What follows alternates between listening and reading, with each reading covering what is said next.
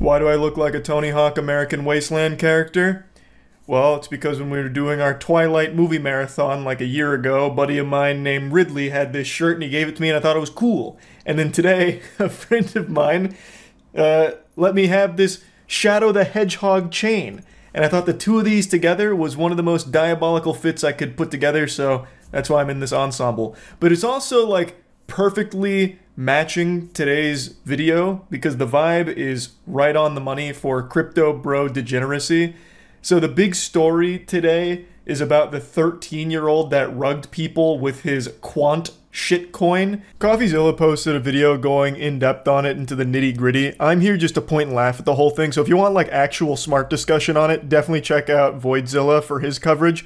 Meme coins, Gen Z in particular has gotten interested with one called Gen Z Quant rug pulling a token recently, and well, it kind of went viral for all the wrong reasons.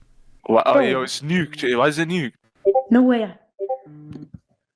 Oh. Holy holy You full clip. holy thanks for the 20 bandos. Imagine being a grown-ass adult and putting your hard-earned cash into a meme coin called Gen Z Quant that is made by an actual toddler, a milk-drinking, pudding-eating, fidget-spinning baby, and then being surprised that you lost money on it. Even if he didn't blatantly rug you and spit in your face laughing at you for being a deplorable idiot, you still should have never treated that as some kind of Galaxy Brain investment. That was always going to just be a donation to Chuck E. Cheese troop.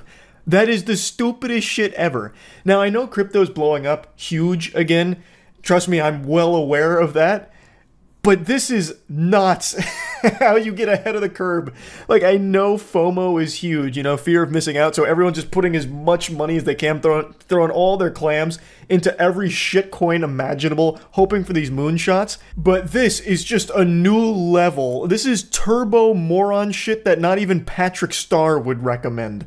You would have had a better chance of making money if you took $1,000 and just asked a random person on the street to double it for you.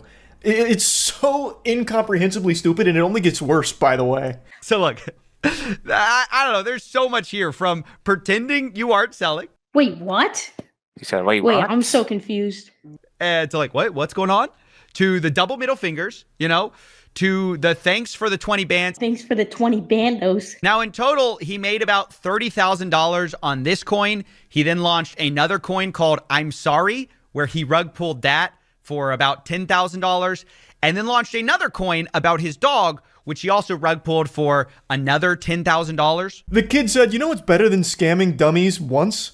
Twice. And you know what's better than 2 times?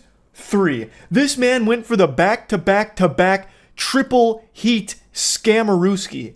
And every time people kept putting money into it, and he kept rugging them. He made 50 grand off people putting money into his shitcoins. So he rugged them the first time with Quant. Then you've got all of the investors hitting their whippets and feeling really sorry for themselves. So the kid comes back with the I'm Sorry coin. They're like, okay, maybe this is the redemption arc. I'll put money into this one. Surely it won't happen again.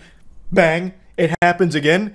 And then fool me once, shame on me. Fool me twice, shame on me. Fool me 3 times, I need to check myself into the Arkham Asylum, a mental institution. I need to be fucking locked up because somehow they went back again. Not just for seconds, for thirds. They bought into another shitcoin from the kid, which he rugged immediately too. He rugged the same people 3 times for a profit of $50,000. Holy shit. This wasn't taking candy from a baby. This was a baby taking candy from you. You can see that all here. Here's his $30,000 rug pull. Then he does the Sorry rug pull for $13,000, I guess. And then finally, his dog Lucy rugs for $11,000. And I gotta say, the third time, maybe you could have said the first time, he caught you. The second time, he got you. He said sorry, you thought it was real. The third time, you deserve that one. Actually, if you bought into this, you probably deserved all 3. It's very it's embarrassing that this is like a popular thing. CoffeeZilla pins the tail on the donkey. You deserve all 3. 100%. It is beyond embarrassing. Being an adult with money and investing in a 13-year-old's meme coin on a fucking service called Pump.Fun, which, by the way, Compilation brings it up in his video, so I recommend you check that out if you want more insight on it. Pump.Fun is the one that makes all of the money from these, and your odds of actually making money from it are unbelievably low, to the point where you almost have the same odds of just winning the lottery straight up. Like, people go in there with the assumption that, oh, I'm here early, yes, it's probably a scam, but I will be the one that capitalizes off the scam. The data actually suggests, and Compilation goes over it, that is so rare because you fail to take into account the insider trading. You're not the one that's in on the scam, you are the victim, no matter how much you think you're not. So, you will likely never be the one that benefits from the rug that inevitably comes with these shitcoins. Now, the story is still not over because the kid that created Quant, well, it actually didn't die with the rug pull. You see, some of the people that put money into it were so salty that they decided to run it up, and they brought the market cap to a crazy number. I don't remember exactly what the number is, but they drove the value through the fucking roof. Tens of millions of dollars of market cap. The kid's supply, they say, would have supposedly been worth, like $2 million or $1.2 million. You can see that here. His original holdings worth $1.28 million. And then they doxed the kid, which, is really bad. But I think it's funny. Like, people are like, ooh, we got you because you rugged us and then we made it worth a lot of money. But you would have never done that if he didn't rug pull you. I don't know. It's just so, it doesn't make any sense. And honestly, it sounds like cope from people who are trying to do a secondary scam where they got scammed and then they need people to buy in so they can get out of the token. Apparently the logic was they wanted to make the kid feel bad, like, you got 30 grand, but your supply could have actually been worth millions, That was the thought process there, like, make him feel like a fucking idiot for it. Not us, the adults that got scammed by a 13-year-old. But as Compilation said, it really feels like the reason they did that is because they lost that money, they got upset about it, so then they pumped it themselves in order to get other people to buy into it so they could get out. So that way they could get their money back from the scam. So the whole thing is a fucking mess. It is degeneracy from top to bottom here. And they doxed the 13-year-old as well. It's just craziness that grown adults that are capable of using a computer are not capable of recognizing that giving money to a 13-year-old's shitcoin is a bad idea. And then not only that, they do it again. And then they do it again. That is literally putting your hand on a hot stove 3 times before you realize that it's hot. And in fact, I don't even know if they came to that conclusion because he stopped at 3 shitcoins as far as I could tell. If he launched a 4th shitcoin, he could have probably kept doing this and continuously farming them forever. An infinite money glitch off of the same people that he initially scammed. Like, that's mind-boggling. So yeah, I just had to talk about this because holy shit. That's really about it. So yeah.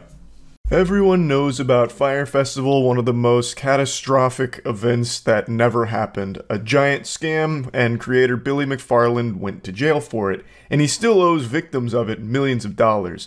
Fyre Festival was hyped up to be one of the biggest music festivals ever created. It made outrageous claims about, like, the headliners that were performing, bringing in the biggest music artists of all time. Basically, any artist with a pulse that ever cracked the Billboard Top 100 was slated to perform at Fyre Festival. Hey, we've also got a necromancer on staff, and he just revived Elvis Presley, who just committed to performing at Fyre Fest. Get your tickets today, you don't want to miss it. All of the biggest musical stars are going.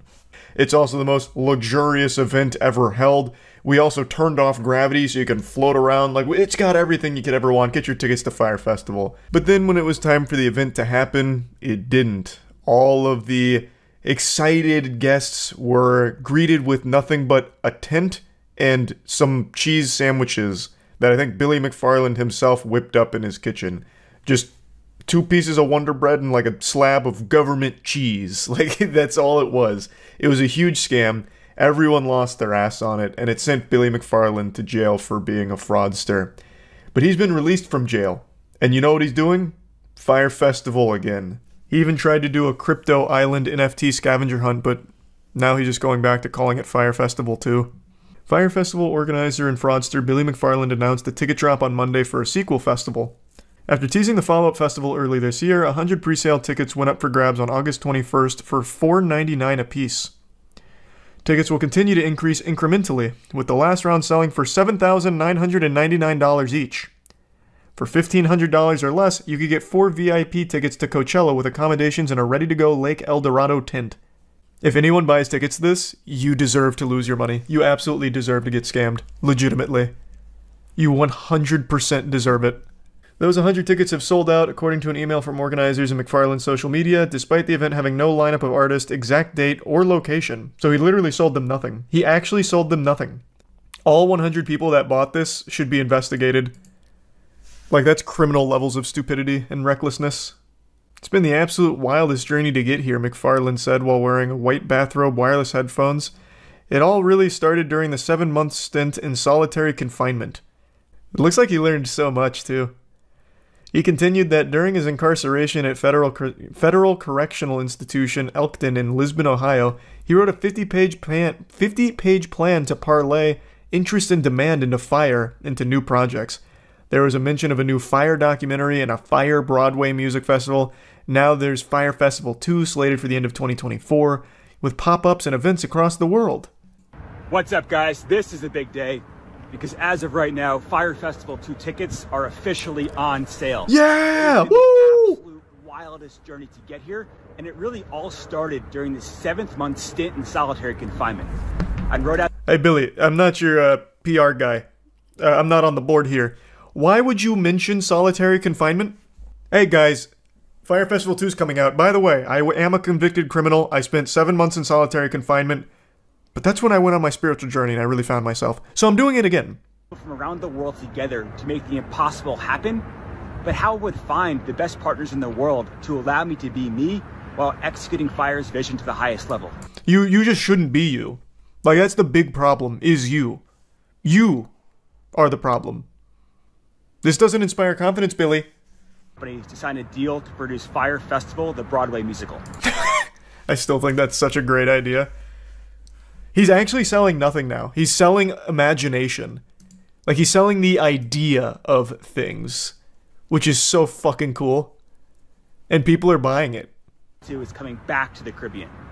We are targeting Fire Festival 2 for the end of next year. And in the meantime, we'll be doing pop-ups and events across the world. Guys, this is your chance to get in. Let's go. Everything I've been working towards. Let's fucking go.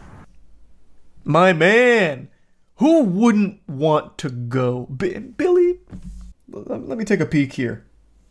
For only $7,999, I can go to a completely make-believe event. As I'm sure you've heard by now, the tickets sold out really, really fast. And this is definitely going to frustrate a lot of you, but we now have 6,900 people on the wait list for Fire Festival 2. I have gotten emails. Do you think this guy's ever told the truth about anything in his life? I don't think he's even capable of being honest. Like, he was made in a lab to only tell lies. However, today we are dropping Fire Festival merch. Here's one of our old hats. And I am picking 5 people who buy merch this week and comping you each 2 tickets to Fire Festival 2. Thank you guys for all the love. Thank you guys for all the hate. Together, you're creating the absolute perfect storm, and I can't wait to give the rest of you a front row seat as I fly right through it. 72 hours. Is there anyone less honest than Billy McFarland, I wonder? So he made a single hat. I think there's a 0% chance there's merch to buy, and if there is, if you buy it, it should be like some kind of litmus test that immediately identifies you as a potential, like, criminally stupid threat to society. Billy dropping killer deals of $600 a ticket for Fart Festival. Show some goddamn respect. It's $7,999 per ticket. Don't you dare make him sound like a cheapskate. Fire Festival 2 pre-sale the Caribbean December 6, 2024 at 12 p.m. Where's the merch? Ah, here we go. $40 hat, $60 shirt, and... Okay, here. This is looking amazing, actually. I'm sorry to have not placed my faith in Billy McFarland and his team. And by team, I mean Billy McFarland and his 6 other alter egos. So he's got great options here. The $40 festival hat, this badass shirt, Beautiful hoodie. Hold on just a minute, sports fans. We've got a deal on our hands. $10 says he bought all of his own tickets and will scalp them. No. He didn't buy his own tickets. Are you out of your mind? You think Billy McFarland has ever spent $1 in his life? No. He is literally just lying. They don't have tickets. They don't have anything. There is nothing. He is making shit up. That's all it is. It's imagination. It's SpongeBob and Patrick in their box. That's Billy McFarland's brain. That's his whole life. It's all make-believe. There is nothing real about this. Or him.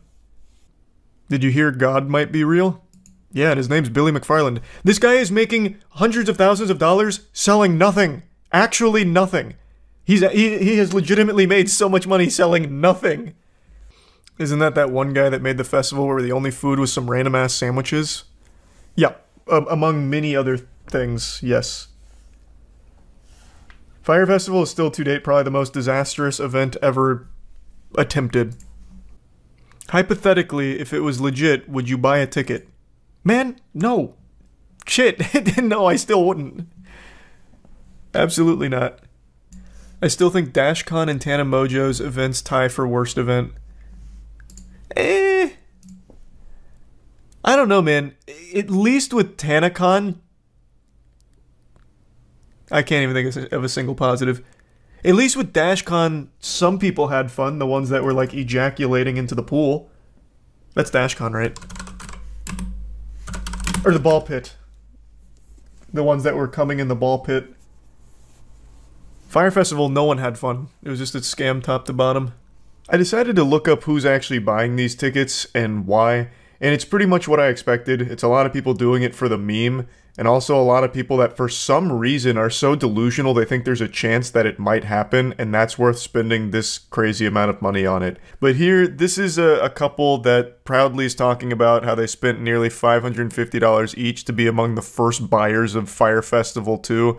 And they said, if anything, it'll just be a really cool vacation. Our main concern is that we don't know if big headliners will be willing to, take the risk to be in something so controversial. We're going to stay optimistic, but we're going to expect that there may be some cheese sandwiches. Why?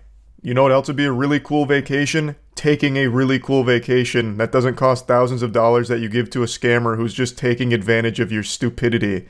Like, I know you've seen the footage of the last Fire Festival. What about that screamed really cool vacation? You went to just the middle of nothing and had a tent and a cheese sandwich. What's cool about that? I guess just the bragging right to say that you went to the Fire Festival sequel and still got nothing. So maybe you get like 5 extra likes on your Instagram post whining about it. It's your fault and it's a stupid thought process. No one is going to be headlining Fire Festival 2. I'll tell you right now. There's nothing to be optimistic about. It is not happening. Billy McFarland is a scammer. He is legitimately, evolutionarily designed to just lie, make shit up, and exploit stupid people for money. That's it.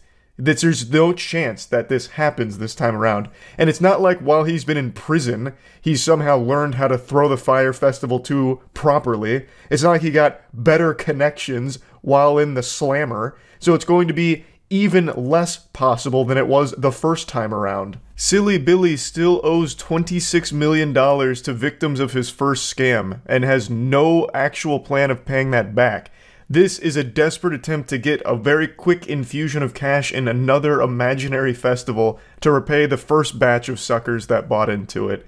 And let's not forget, this is already the second time since being released from jail that he's cooked up a fucking festival. He tried to do Pirate last time. I made a whole video on that. He tried to do an NFT scavenger hunt island vacation called Pirate, which he has now apparently wiped his ass with. So he's already canceled one of his imaginary events after trying to get money from it, and now he's doing it again with Fire Festival 2, but this time around, for some reason, people like this couple are spending money on it. It's pathetic. It's so fucking pathetic. He's also still considered a fugitive in the Bahamas.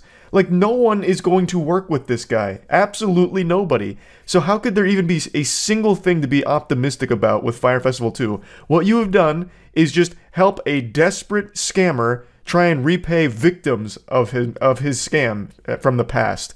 At that point, just donate to his GoFundMe, I guess. Why buy his Fire Festival 2 make-believe tickets? Like, it's so ridiculous. It's so ridiculous. So yeah, I just had to talk about this. That's about it. See ya. The words scam and YouTuber go together like peanut butter and jelly. Usually when you see these two words in the same sentence together, it indicates that a YouTuber is the one doing the scamming.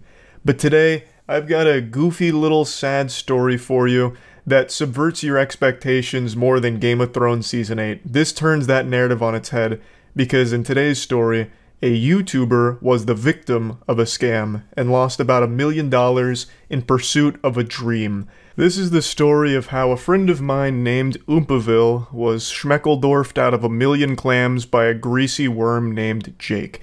Oompaville just posted a beautifully made documentary going over the entire situation, so I highly recommend checking that out for the full story. Basically, Oompaville embarked on a journey to fulfill a dream of starting his own candy company called Sour Boys, and along the way got into bed with a bad demon named Jake, who hosed $1 million out of him in a big, disgusting scam. And this is something that I actually have a close personal connection to, because I was actually very much updated on his company, Sour Boys, over the last year and a half. Last January of 2022, Oompaville talked to me about his candy company, and I was super excited by it. Oompaville was glowing, you know, blushing in the cheeks every time he'd talk about it. It was like he was going to prom every single day when I'd ask about the candy company. And it made me super happy to see that from him. Just a really cool project and venture taken by someone that was very passionate about the product. And I mentioned this in the stream clips I want to show a little bit later, but I'll mention it here too. I'd actually tried the candy, well, me and my friends had all tried the candy by complete accident. It was sent to our P.O. box like 2 years ago or something like that. And we were eating it during a Moist Esports watch party and just fucking loving it. And we had no idea it was his. It wasn't until much later that we learned that that Sour Boys that we were eating was Oompaville's. So it was a product that I had already liked without ever even knowing it was his. So it was top quality. And I eventually was told by Oompa that he was unfortunately used like a fucking fleshlight by a scammer and lost tons and tons of money, and that he'd be making a video on it. And now that video is finally out, so I'd like to talk about it here today because it is tragic. Now, I want to make it clear that this doesn't mean that Sour Boys is dead and buried. According to Oompaville, they are still pursuing a full launch, and it is apparently in a very good place, so that should be on the horizon at some point. But this is a massive $1 million hiccup. That's a hiccup that could put you in an early grave, honestly. Losing that amount of money to a scammer is nothing shy of an absolute asteroid hitting your world. But Oompa and his family have persevered and are still planning on launching Sour Boys in a big way. Sour Boys is started by Oompaville, but he has hired like most of his family to do it with him, as well as other people on payroll. So it is a huge undertaking, and, you know, God willing, he's not been scammed by his family next. It should come out at some point. But anyway, let me explain what the scam was and how he lost so much money over the course of starting this business. In a nutshell, Oompa launching a candy company. It's actually candy that I had before by accident, like I didn't know it was his. You might remember during our early Moist Esports watch parties, we were all eating a bunch of like sour candy. That was his candy. We didn't know it. Like, it actually slapped. And those were like, I guess, prototypes that he did like a promotional for that we got. And fast forward over the last year and a half or so, I don't remember how long it's been now, but he's been trying to launch that candy company in a bigger way, so he's upped the production, got a warehouse, and he got a big machine in order to really be able to pump out volume and scale. Turns out the person who supposedly built the machine and shipped him the machine was a giant fucking scammer who also happened to be a friend of his. Not like a best friend, but a close enough friend where it would be the ultimate betrayal to even consider a scam. So basically, the machine that he bought under the assumption that it was built by his friend, serviced by his friend's friend, was all a complete lie.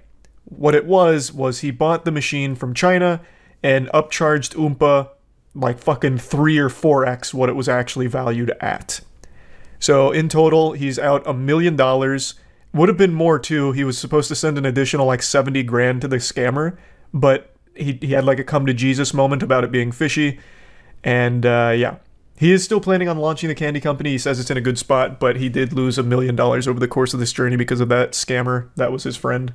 When you watch the video, I think it becomes pretty clear how anyone would have fallen for this. Like, there was so much communication. The person was, for the most part, reputable. It was a friend, trustworthy, so you always give them the benefit of the doubt in the first place. Oompa bent over backwards to pay wages and accommodate in order to get everything, you know, situated, getting everything serviced, having a maintenance team, doing pretty much everything by the book. But it just turns out it was all a complete fucking lie. Even if it wasn't a scam, he'd be at $1 million. Yeah, but he'd have a company to show for it. Right now, he still has to keep building in order to get that ready. He says he is close and it's in a good spot, but that $1 million, assuming it didn't go to a scammer, would have helped launch the company and they would have already been in production.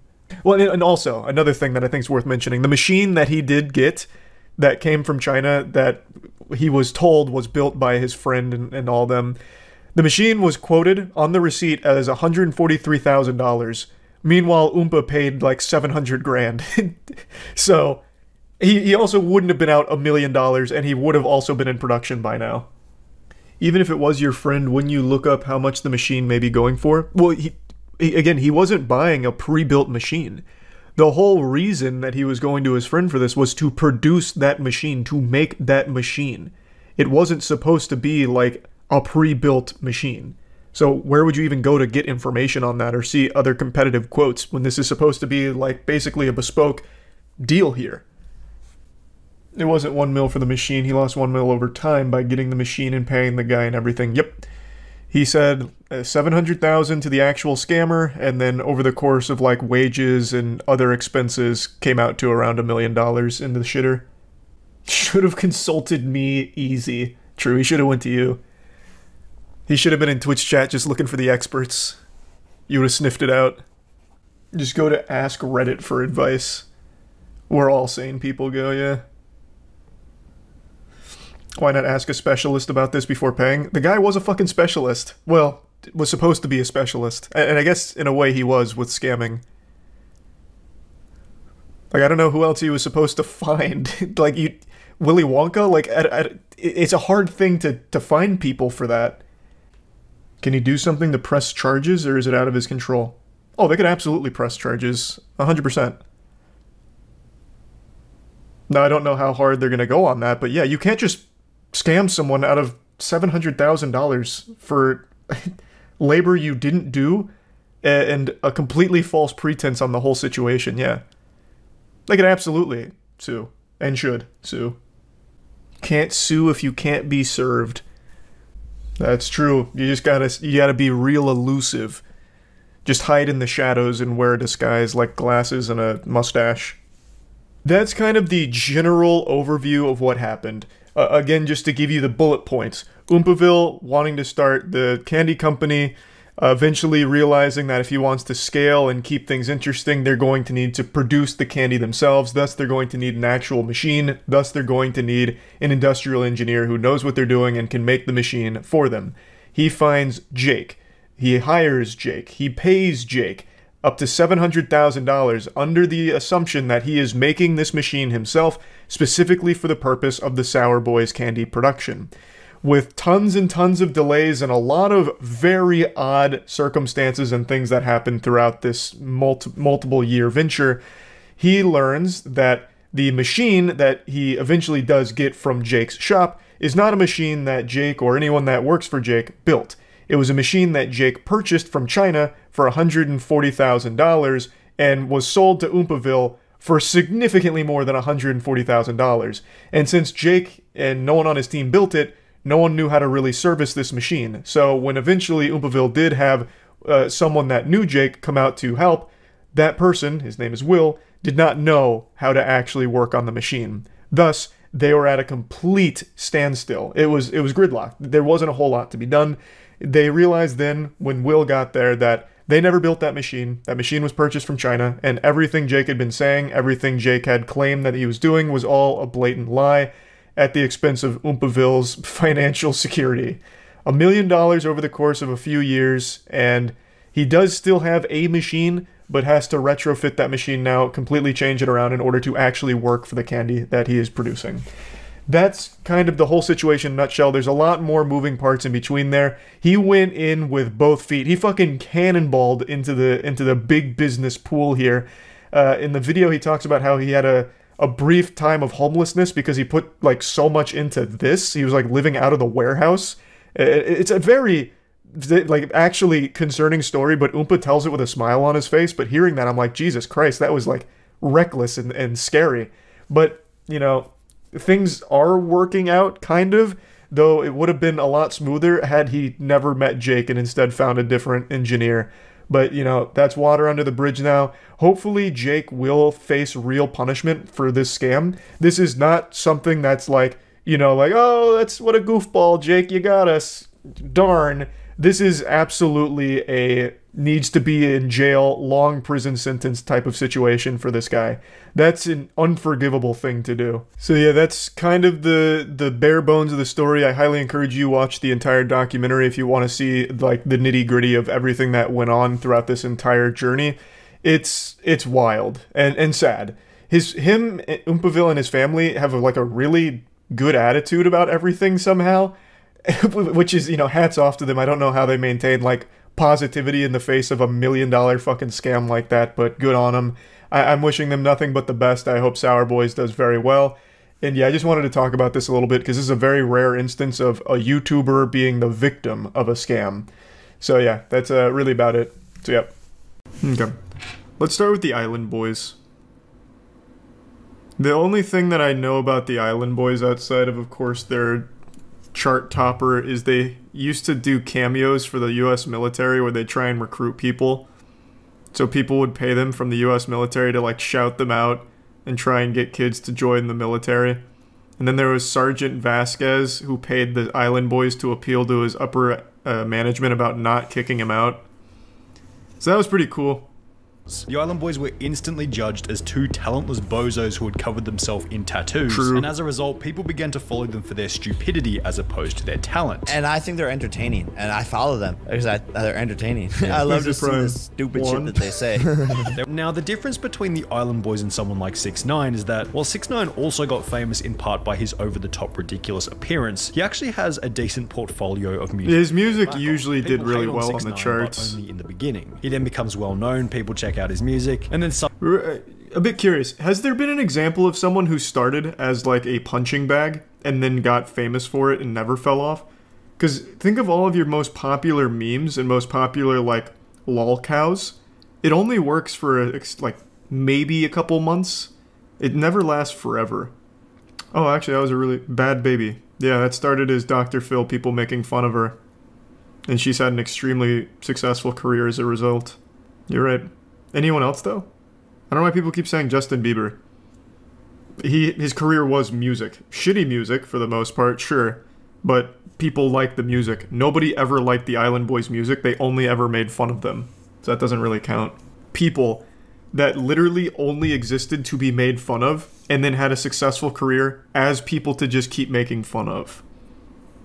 That's what the Island Boys were. It's not like they had... Like, a lot of people got their start as a joke, but also contributed something that people might actually like music or whatever. They haven't done that.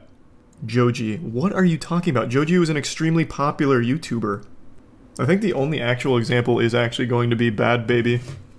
Think about a hater. A hater is watching you sometimes more than a person that loves you. Yeah, and if they're hating on me, it's just because they really love me. Because I see the haters check up on me more. Didn't they also like lose their mind here and get upset? It's people kind of hold against you as a grudge is that like, your image is crazy and you're sort of famous, but maybe the music isn't necessarily the reason why you guys are so known. Right. One of the Island Boys would go on to state that the other reason they had so many haters was because of jealousy. Just hating on me or whatever. That's always the one. Jealousy, either that because I'm not really doing nothing. Which is just another. Everyone always says that. Like when someone's getting a ton of like backlash, the immediate thing they fall back on is jealousy. It reminds me of shit people or parents would tell their kids in middle school if they were just getting bullied. It's like, yeah, they're jealous. I was like, nah, maybe your kid's a loser. Like, I don't know. It's just one of those things. Like, it's just, I guess growing up, you just get told if someone's being mean, it's because they're jealous or whatever. I worked my ass off. It's not even just the Island Boys. It's the fact that we went through so many obstacles, it was just bound to happen. Now, it'd be a cheap shot to say that there was no hard work. I'm sure the Island Boys had to have put you can say that with confidence. That mega viral video. There was no hard work. In the singing. And this is one of the in the singing? Only ones that are talented in the singing. And this is one of the strangest parts about... Is that what he said? In the singing? Oh, in the scene. Oh, in the scene. Okay. Now, have they... I guess I'll look it up real quick. Do they actually make music? Because, again, all I know them for now is they just do recruitment for the U.S. Army through Cameo. Island Boys get booed on stage. That sounds about right. So basically, when I was locked up, I was probably one of the only people in the dorm that knew how to rap, that knew how to freestyle, but didn't care. I think me as a rapper, my music is underestimated though. Yeah, for sure. What music? Do you make music? Rap, whatever. Going back to the Impulsive podcast, the Island Boys seemed pretty proud that they had paved their own path after Mike would ask them about which rappers they had been inspired by. So another thing though, and it didn't help, they were also harbinging or giving... What the fuck was the charge? They had a murderer stay with them, right? A guy had just killed someone, and the Island Boys said, yeah, you can just stay here for a while to lay low. What was the charge? Was it aiding and abetting? So it's not just that they're unlikable, which they are, and untalented, which they are. It's that they also make the dumbest fucking decisions of all time. He killed a child? Yeah, I guess so. I don't remember the story, but yeah, apparently an 8-year-old girl was the victim. It was a drive-by shooting. Is that why you guys have such a unique sound? Yeah. We don't listen to That's so nice to call it a unique sound. I used to listen. I agree with you guys to an extent of not like being swayed. Dude, by, they're just fucking with them. People, yeah. But also at the same time, like the current winners in the culture act as like guardrails and guidelines for what you do with your craft. Mike is 100% correct here. I think if God forbid it doesn't go in your guys' direction, for real, I think you guys take all of your jewelry assets and invest it in something. So you guys will never ever be. Oh yeah, have you heard of NFTs? Their emotional response to what George had to say is also a pretty good indication that the Island Boys are probably pretty unwise and insecure when it comes to their financial situation. So what are they doing on TikTok now? I haven't checked in a long time actually. Let's see. They're the Island Boys on... No, they're not. What are they? They're Kodiak something, actually. Oh, Fly Soldier. Oh, boy. Their views are not doing well. Oh, boy. Alright, what's this one? This is... Y'all got room for one more. Y'all got room for one more. Well, to become an Island Boy, you gotta be special. You gotta have talent. You also have to look a certain way. You gotta be cleaned up at all times. And then you also have to, entertain us. Because the Island Boys, me and him, like to be entertained by people. And so you gotta really have the What is that, like a court jester then? Have the drip, criteria. And criteria... I can't believe they're not doing well. That sounds fucking amazing. Oh my god, they did recruit a third Island Boy. Yeah, it looks like they recruited a third Island Boy. Welcome to the family, man. Yeah, they're struggling, though. Sonny is not wrong. They're not breaking 100K on all their videos anymore. Be sustained, or if that could be translated into a successful career long term. Before going on to... Again, people keep saying music artists they don't like. People unironically listen to someone like Lil Pump. No one unironically listens to the Island Boys. That's the difference. Lil Pump was a joke. People made fun of him, but then he kept making music that some people liked. Now, do I agree with them? No, I think they are objectively wrong with their opinion. If you like Lil Pump, you just know that you are wrong. And you make me sick. But people do like it. Nobody listens to the Island Boys. That's the difference. They don't even make music, from what it seems like. It seems like they just sit in a jacuzzi and ask people to join the Island Boys. Possible. I doubt he's making any new money like how Island Boys are. We are successful and happy in life. Which would be followed. Also, a little heads up, I don't think the Island Boys have much money to begin with. Just as a quick peruse through their TikTok, it seems like the only money they make is when the U.S. Army hires them to do a cameo for recruitment. And you can't really monetize TikTok. The Creator Fund, I think, pays out, what is it, $1,000 per like 20 million views or something? It's something absurd. And they're not getting 20 million views a month. So I don't think that they're pulling that kind of money. I could be wrong, though. It's been a long time since I looked at the TikTok Creator Fund. All I know is that it's not very good. It's a little better than the YouTube Shorts Creator Fund, but not by much. Charlie, you're wrong. Bro, I have a channel that has shorts on it. You know how much money that makes a month on just shorts? Less than $100 sometimes. And that's off of like 30 million views on the shorts a month. And the TikTok Creator Fund is just a little bit better than that. So I can extrapolate to a certain degree. It's short-term hustling. And we've seen this exact same quote-unquote business model, I guess you could call it, being done, but this doesn't last. Nice. And it didn't. It does not seem like it lasts. But they gave it their best. God damn it. That jacuzzi wasn't gonna get satin in itself. Yeah, we'll watch this one. I don't know anything about the 1,000-Pound Sisters because I think it's just a really sad thing. But I am very curious to see about this scam. Yesterday, Tabby went into the hospital. She has pneumonia and she can't breathe. I set up a GoFundMe account if y'all can donate a penny. The Slayton sisters would turn their entire audience against them through controversy after controversy, peaking with one of the most ambitious scandals in YouTube history, a GoFundMe for Tammy Slayton's funeral, who had an— That is bold. However, that is very bold. Known more about these two sisters prior to the beginning of their channel, each of these controversies could have been easily predicted. So when they first began their channel, they were liked. The sisters built an audience through their strong family bond, positive attitude, and ability to laugh at their own shortcomings. We need to lose weight to become skinny.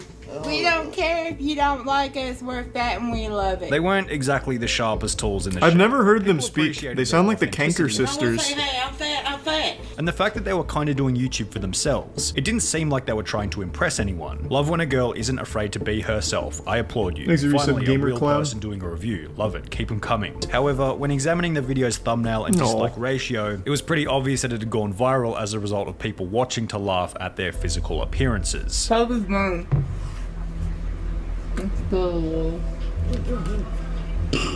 Yeah, see, that's the thing I think is really sad about the whole situation, and especially the TLC show. It's just literally just so people can point and laugh at them. Like, and that enables them to keep killing themselves. I don't know, I just find that whole thing to be sad. That's why I don't ever really watch it or try and learn about it. I just think the whole situation's really morbid. Proposal. The audience sends a bit of money through, the sisters get a new laptop, and in return the audience gets a higher average video quality. That's that shit you see sometimes, like, if everyone that follows me gives me $1, just $1, we'll be good.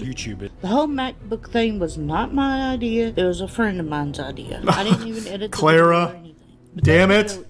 Is down. However, while Amy did receive a bit of hate, the operation will prove to be successful after raising over $833, showing the Slayton sisters that it was not only possible— What? How expensive is a MacBook Pro? They were asking for $10K? Bro, what does that shit go for? What? The other problem the Slayton sisters encountered after growing an audience was that they could now be held accountable for the stories that they shared throughout their videos. Thinking about a situation in which she had adopted a German Shepherd rescue dog before leaving it in a camper van on a hot summer's day. Now, Amy would state that the camper has AC in it, and we only put him in there for like 30 minutes. And who are y'all to judge me? However, when Amy would then reveal that the dog had gone crazy inside and smashed the air conditioning unit just to get out, her audience assumed that maybe the AC wasn't on and that the dog was going probably wasn't on. It had been overheating inside. This theory would be supported further after Jesus Amy revealed Christ. that the dog had bit. However, with the bite mark being so severe and Amy taking the dog to the pound, whilst using the wording that the dog was no longer with her, the audience assumed that Amy had taken the dog to the pound to have it put down, resulting in the popular opinion that Amy was fuck her. abuser. I can't Jesus imagine this Christ. woman owning a German Shepherd. Shepherds need tons of activity both physically and mentally. She couldn't even take care of herself, let alone I see why a lot of people do not like them. This sentiment will become even worse when, at a later date, Well, Tammy now would I feel upload a absolutely video no talking about sympathy the for her. celebration of her birthday at a gaming arcade, mentioning in passing that she felt sorry for their other dog, Little Bit, who had been left in the hot car whilst they were inside playing games. Oh my I god. feel bad for a little bit because she sat outside in the hot car while we were having fun. But I did, while we were at getting something to eat, I did get a little bit some ice water. So I thought about her, at least. Amy said I was going to get her some water. Wow. What a selfish, disgusting bunch of people these three are. Poor What an little dog. absolute I'm piece of surprised shit. Little Bit is still— Amy would find herself in yet another controversy after going on a date with a 19-year-old autistic kid at a local McDonald's. Y'all know that I had the worst night ever Friday, and it was a horrible night. It started off good. We met each other. Well, it wasn't the first time we met. Don't think that. I'm not that type of person. As mentioned, in the beginning the date seemed to have been going well, What to the the extent that fuck? Amy and her date decided So I was giving him a hickey, and he was like, quit biting me, and I'm like, I'm not biting you. Oh, this is worse than Amy Schumer talking about her vagina. Oh my god. Oh. Oh wow. Hold on. I need a break. I'm gonna splash like holy water in my fucking face or something. Just give me a second. I'll be right back. During the intimate moment, he would take to Facebook, posting a status written in an ancient hillbilly dialect, which will receive a response from Amy about the size of his penis. Wait, I want to read this. Damn, sounds like it wasn't like trying to give him a hickey. She was trying to like Dracula this man. Good lord. I hope y'all guys are happy. David just broke up with me. Nice. Everybody was harassing. Now y'all see why I don't tell people who I'm dating. Because y'all bully and harassing. And then he does. And while this would mark the end of Amy and Tammy's reputational-based scandals, it would ironically mark the beginning of all the many financial controversies, beginning when their audience discovered the merch site was suspicious from the very beginning and read as follows. If you purchase Tammy's merch, you'll be added to a private group chat with Tammy. To purchase, head over to the donate section, and they're definitely scamming the tax system and sliding money to Tammy so she can sell disability from what it seems. Wait, what? A good side hustle. What? Bro, that's kind of big brain for Tammy. That's very interesting. That is not her idea. Someone must have actually like told her about that shit. That's kind of smart. Because it doesn't count as income at that point.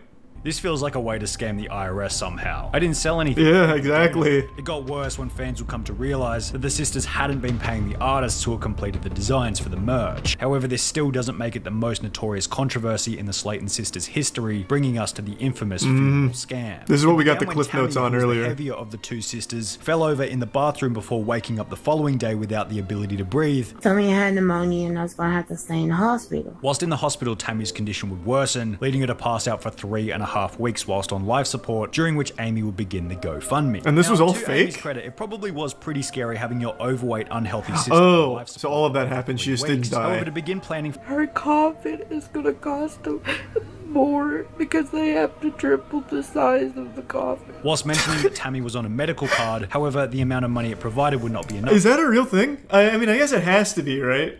I'm guessing they would have to like supersize that. Please find it in your heart to donate. The GoFundMe itself, which would raise a total of $818. Wow, wait, what?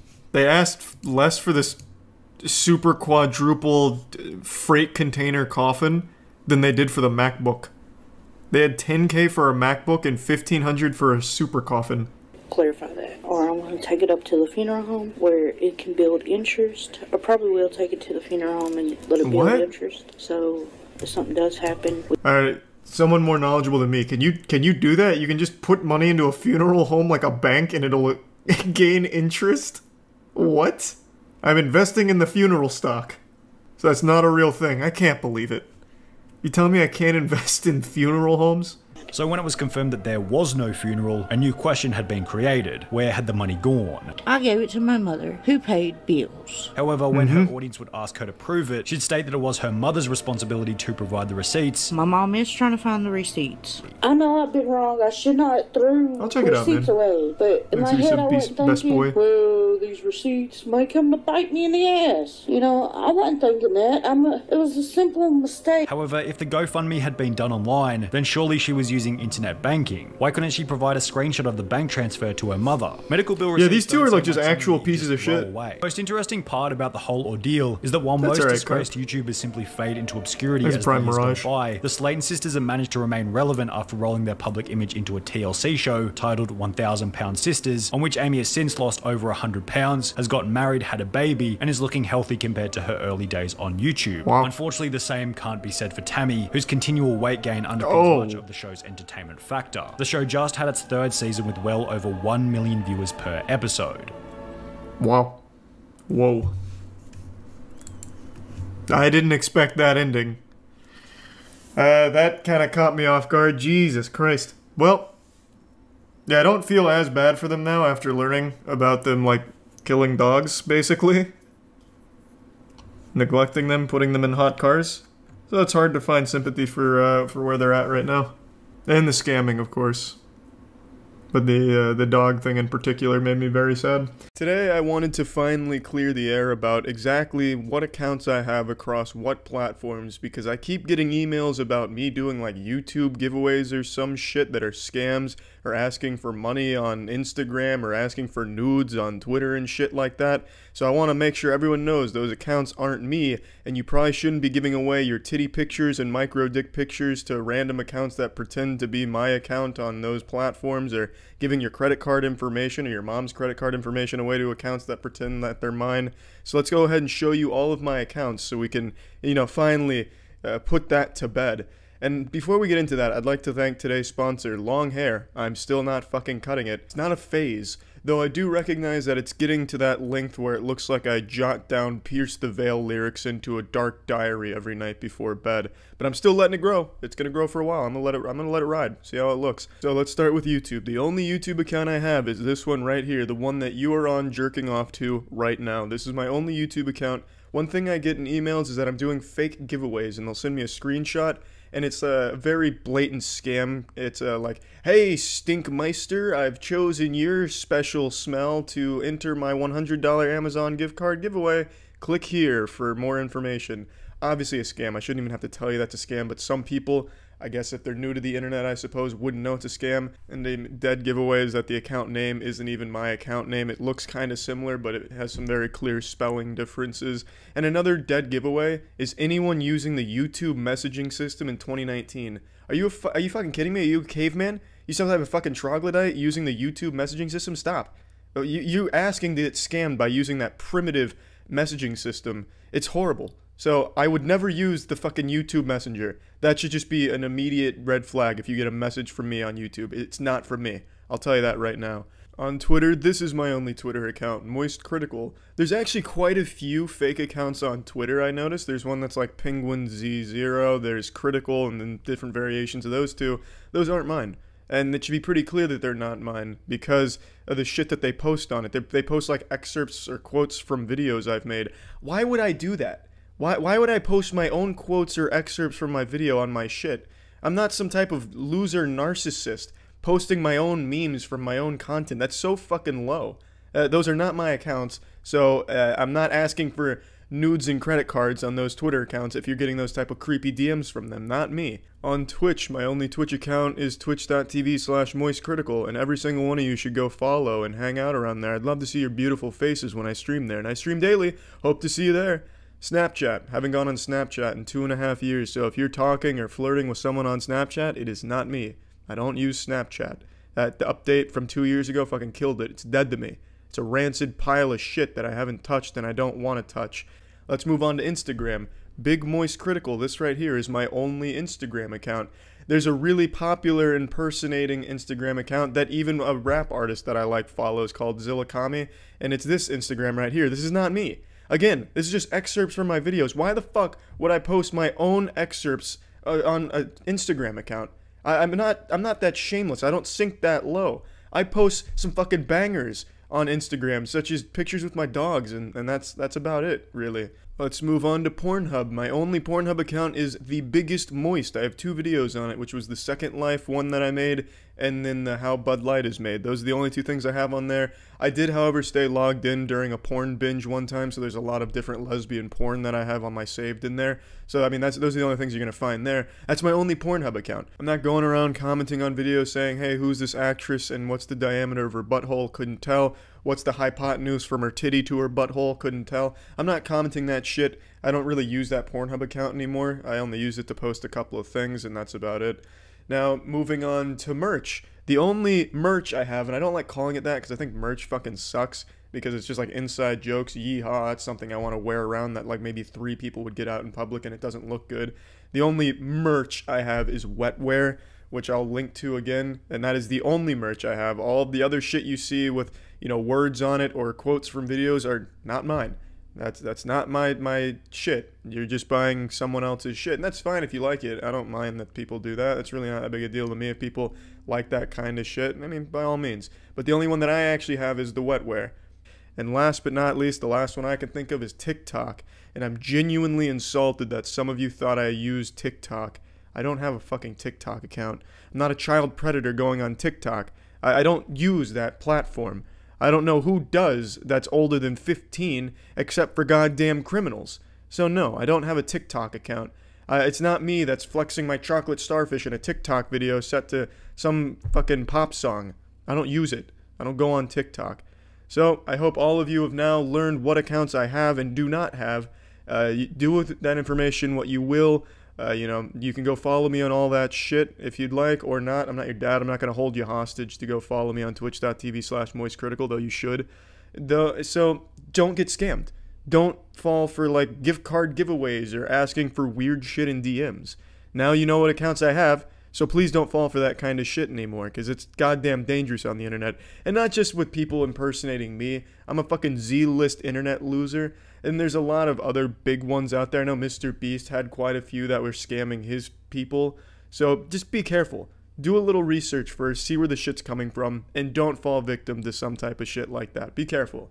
And thanks, everyone. My hair's going to keep growing long. I'm not going to cut it yet, and I hope you know that. So yeah.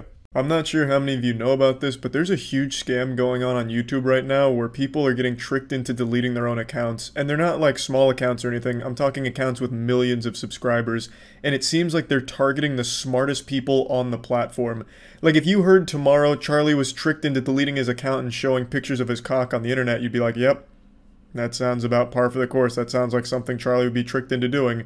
But when you hear Jim Browning was tricked into deleting his channel, you're wondering what the fuck went on? Who could outsmart Jim Browning? For those that don't know, he's an extremely large YouTuber who's famous for taking down scammers and taking down entire scam operations around the world. He's super good with computers. He is literally that cyber boogeyman that your parents were afraid of in the year 2000, where they thought if you opened Microsoft Office and typed :XD, that you all of a sudden your emails were going to be hacked, your credit card information stolen, your bank account drained. He is that guy. He can do like anything with a computer that you could possibly imagine. If you accidentally say hello to Jim wrong on the internet, he's got all your fucking information ready. This guy hacked into the CCTV cameras at a scam headquarters just to gather evidence on them one time to take them down. It's incredible. It's like on Xbox Live when you'd hear some asshole say like, yeah, my dad works for Bungie and we've got all your information now, so get ready to get banned.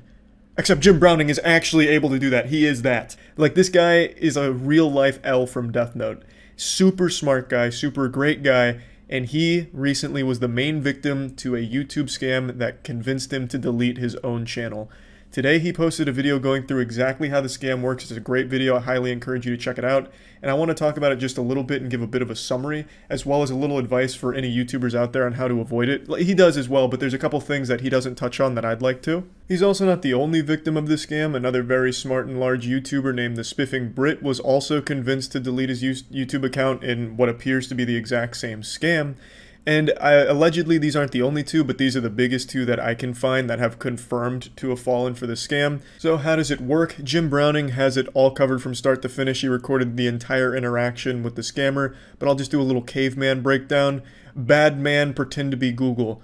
They were able to send a real email from a real Google account at google.com. They sent an email saying you have a duplicate AdSense on your YouTube account. As a result, we'll be suspending your channel.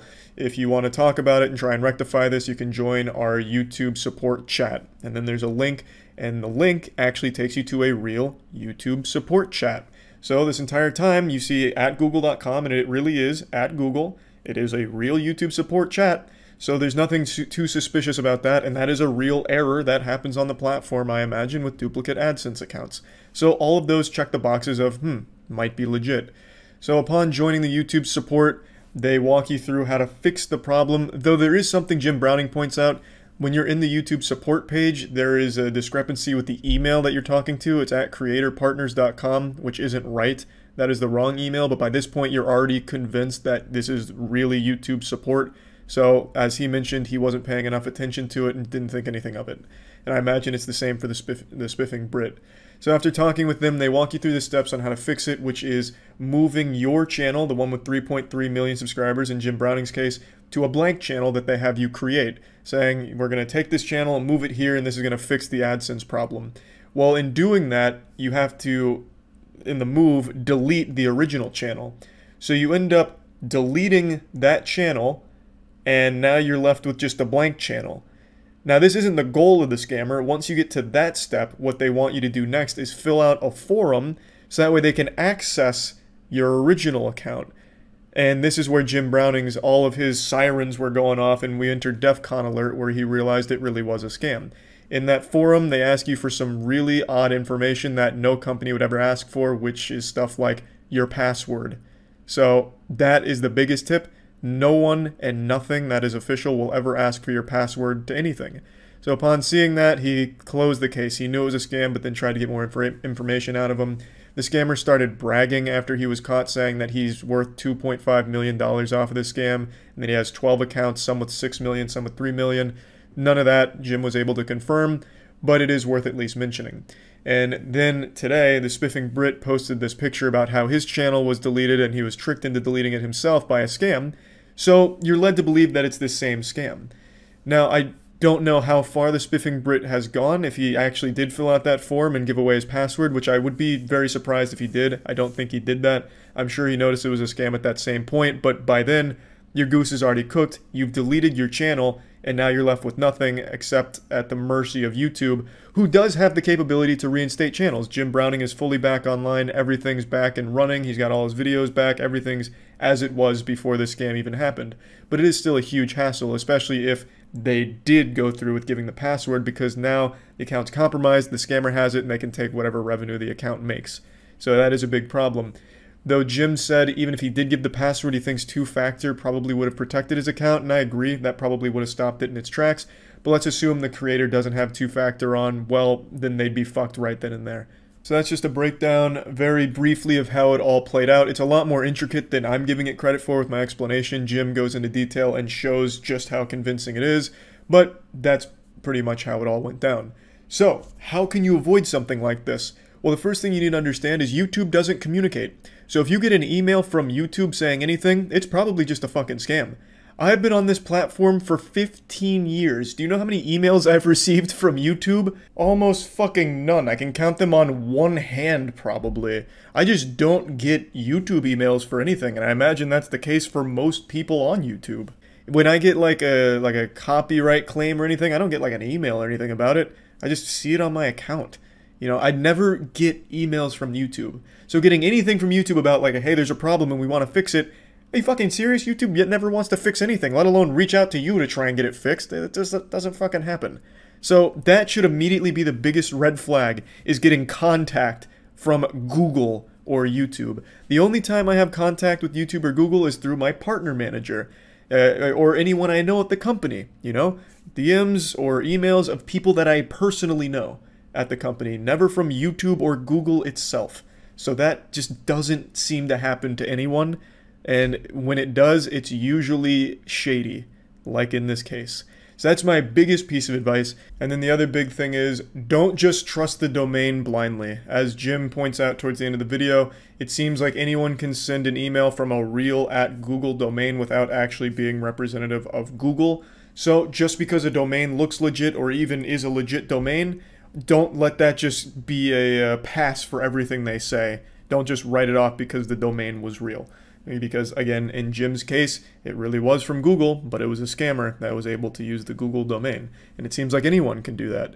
So that's just the other thing to be aware of. That's really about it. It's a pretty wild scam, and definitely the most intricate that I think I've ever seen on my history on this platform.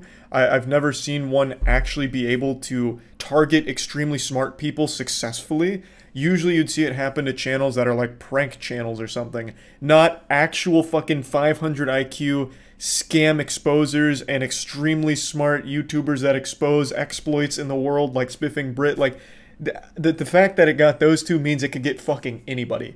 So, you know, be cautious out there. And yeah, that's about it. So yeah.